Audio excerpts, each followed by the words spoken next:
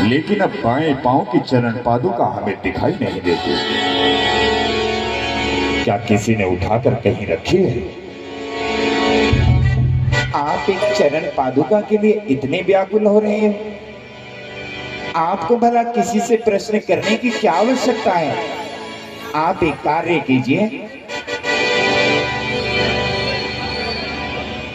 अपने मंत्रों से पहले भूतकाल में जाकर चरण पादुका को देखिए। वर्तमान काल में स्थिति अपने मंत्रों से ही जान लीजिए और भविष्य काल में अपने मंत्रों से जाकर चरण पादुका ले आइए। महारानी,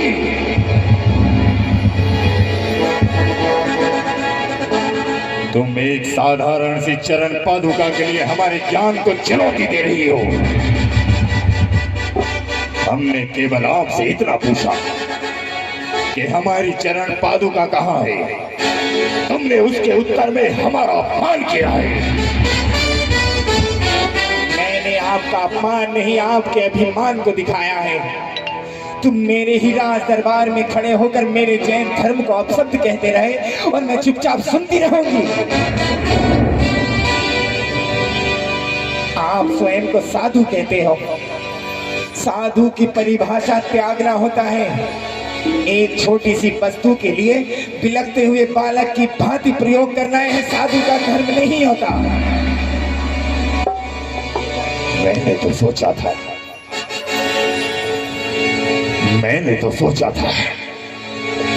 कि अपने शब्दों से तेरा और तेरे जैन धर्म का तिरस्कार करूंगा।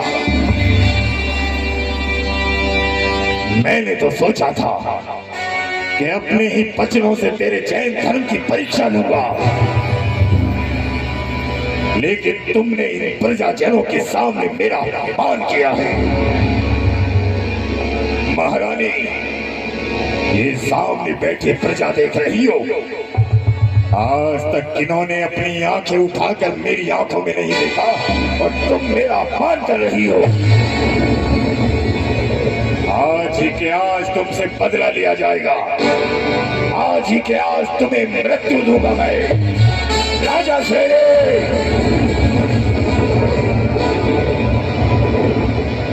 राजा शेरे।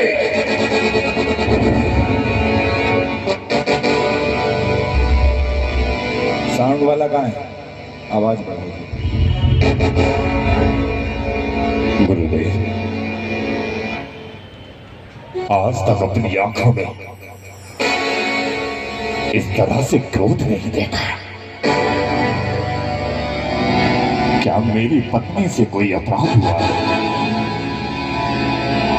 यदि उनसे कोई अपराध हुआ है तो मैं क्षमा मांगता हूं। धिक्कार है तेरी रानी पर।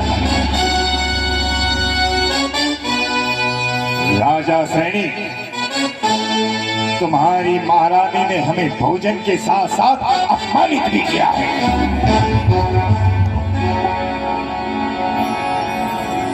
तेरी रानी ने हमारे मंत्रों और हमारे ज्ञान को चुनौती दी है। मैं बार बार उनसे अपनी पादुका का विषय करता रहा और तुम्हारी पत्नी हमारा तिरस्कार करती रही।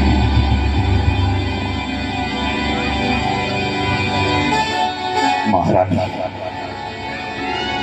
क्या तुमने मेरे गुरुदेव का अपमान किया है?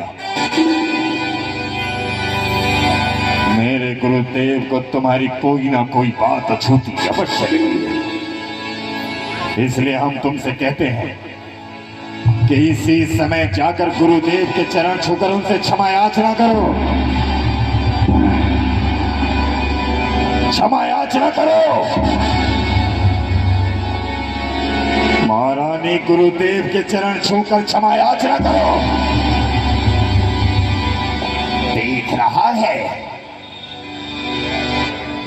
आज तक तेरे जैसा कायर मैंने कभी नहीं देखा होगा।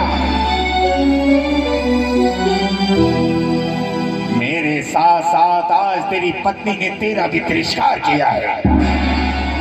जैन धर्म का प्रचार प्रसार करना, इसके लिए एक मृत्यु का सौदा होना चाहिए। मैं तुझे आज्ञा देता हूं कि इसी समय अपनी तलवार से इस रानी की गर्दन अलग कर दे।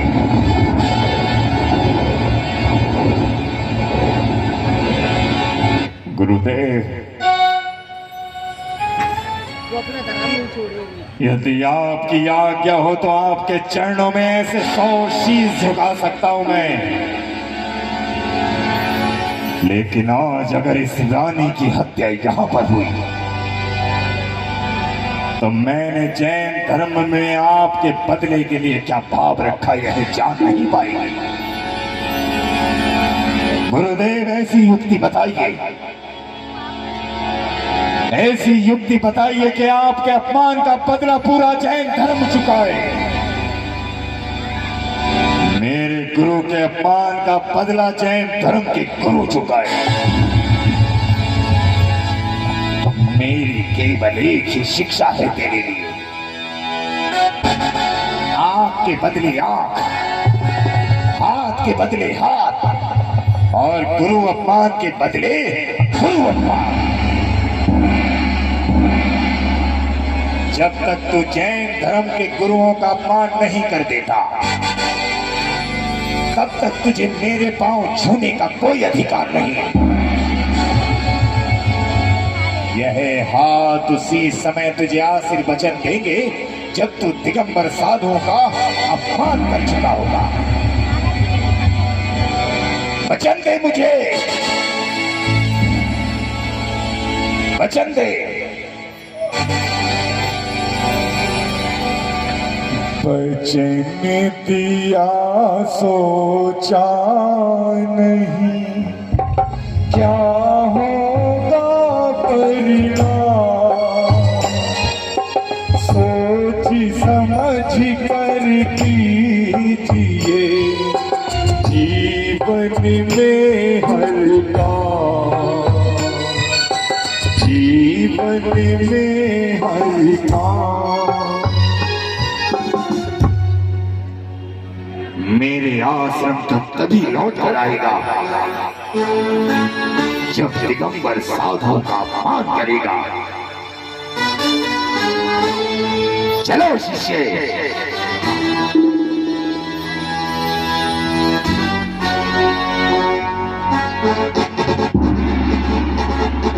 मेरी बात सुनिए,